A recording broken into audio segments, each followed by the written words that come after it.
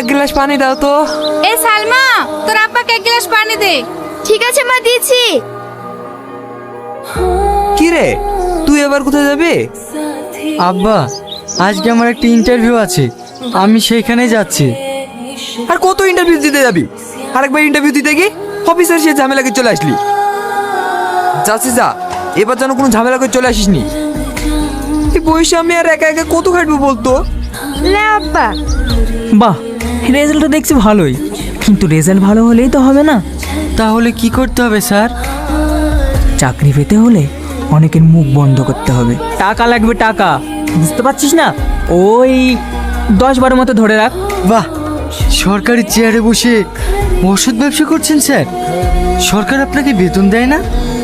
তোকে অত উপদেশ দিতে হবে না, টাকা দিতে পারলে তো চাকরি হবে, না হলে হবে না।